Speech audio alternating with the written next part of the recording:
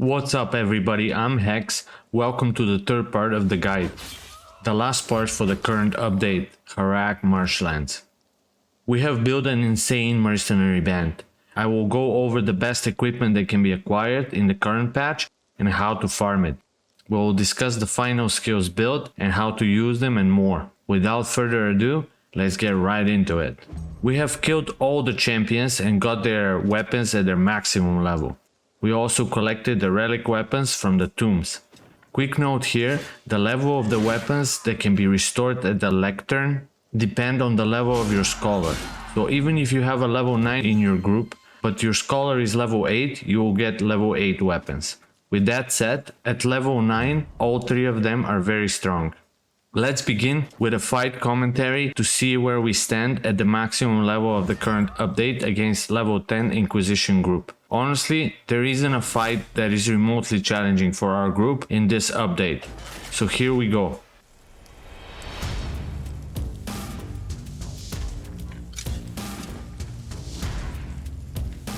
We're gonna set up our Spearman for a free attack of opportunity, using the combo with the ancient weapons.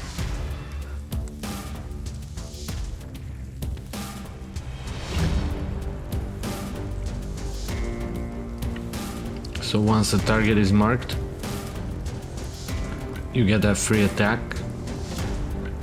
You gotta be right next to the enemy. And there we go. No crits, but we get the job done. And now we're gonna block off these enemies with spear wall. On the other side, we got our AoE Swordsman.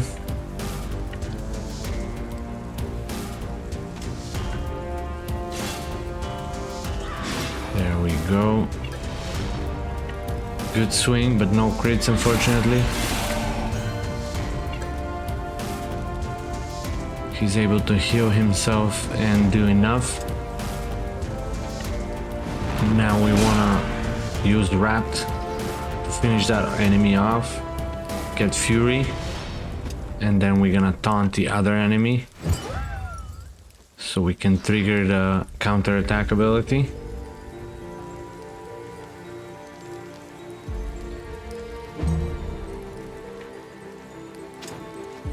Next up is our Berserker. Absolute savage damage. Now to protect our assassin, we're gonna body block.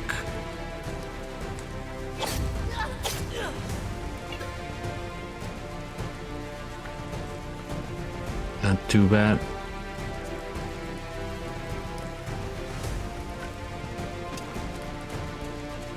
Next up is our Brute. He has more strength than that enemy, but his weapon deals automatic critical hit. We're not gonna finish him off here, because we want to finish him off with the archer. And there we go, counter attack, 299, devastating attack.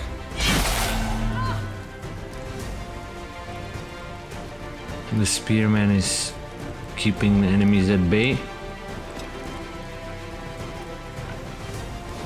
Now next up is our tank swordsman. I'm gonna use him to remove the armor of that enemy, his heavy armor.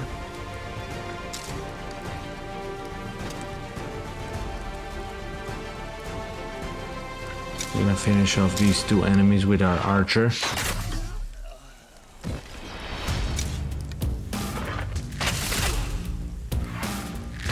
And the war ball is just insane damage.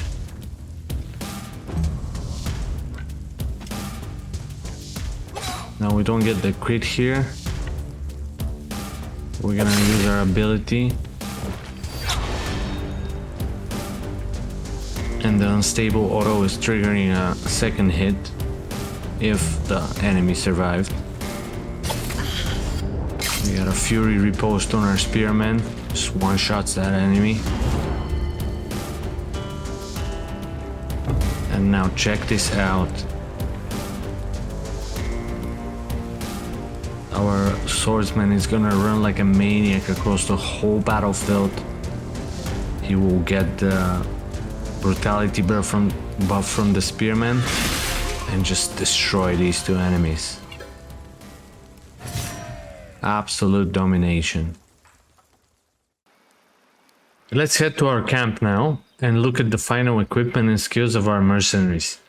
Since part 2 we have added one archer to our band so we can take advantage of the relic spear bow combo. At this point of the game all characters should have the companion tinkerer profession for the 5% crit. On our brute we have the ingenious one. It's the perfect mace if you have it at level 9. If you messed up and researched it with lower level character, the second best would be the wrongdoer's mace that bandits carry. With the relic mace though, you'll have the guaranteed crits against 2/3 of almost any of the enemy groups, except for maybe the inquisition enemies. You can use taunt plus weakening blow combo to guarantee a crit. At the moment sharpening oil is applied, but unstable oil can be considered as well. We're using companion armor and pocket knife for the crit damage because of the skill set and the weapon skill we're using. The result is devastating damage and also highest survivability. We haven't made any changes to our skills from part 2. Overall, Brute is king in the current patch. Here I want to mention that all companion armor and weapons can be farmed easily because they're the merchant's guards and merchants are everywhere. Moving on to the Spearman and Archer combo. Starting with the Spearman, up until we got the relic spear we were using the Spearman as full support character, but now this spear changes things up. As you could already see in the battle earlier, his damage and usefulness has increased substantially. If mark is placed on an enemy, a shot from the relic bow will generate 2 valor points. It's great for the sustain of valor points of the party. I recommend the Inquisition medium armor that buffs the damage of attacks of opportunity. Spearman is all about those. As a strength character, we need a crit chance belt accessory on him.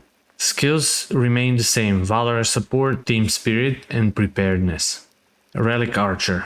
On our Archer, with the relic bow, we have Valor support because he's always paired with the Spearman and we use him to set up opportunities for other characters more than to finish off targets. We're going full crit on him. Precision and Thrill of the Hunt make him an excellent damage dealer as well.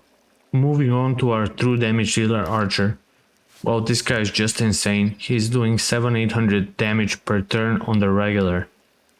We got pretty lucky with his gear, 1-star war bow and 2-star captain's armor. It's a perfect fit because his base willpower of 15 needs one more point to get the extra 1% crit. He's reaching 60% crit chance without belt accessory, so we're using the pocket knife for extra crit damage. I consider that bow is the best in the game right now, but it has a downside. The damage is 30 to 80% of the dex, so sometimes the damage can be on the lower end, but it's shooting twice, so it makes up for it.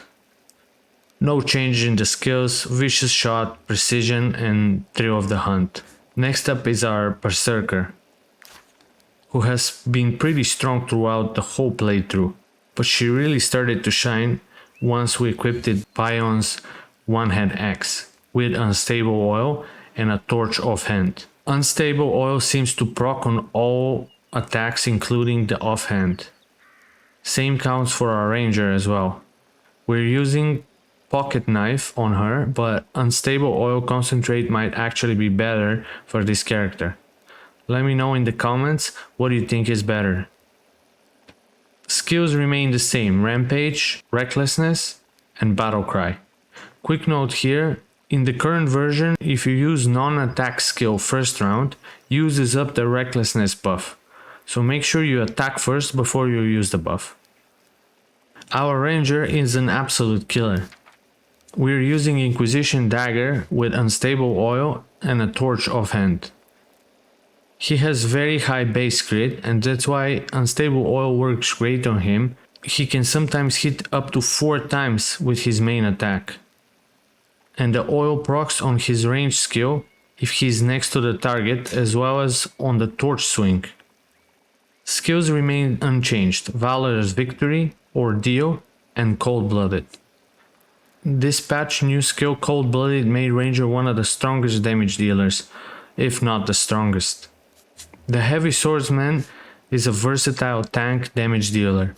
We're using Companion one-hand sword on him, which does decent damage, but it really shines when he's next to allies. His main roles remain to quickly dispatch light armored enemies and remove the guard of tanky enemies.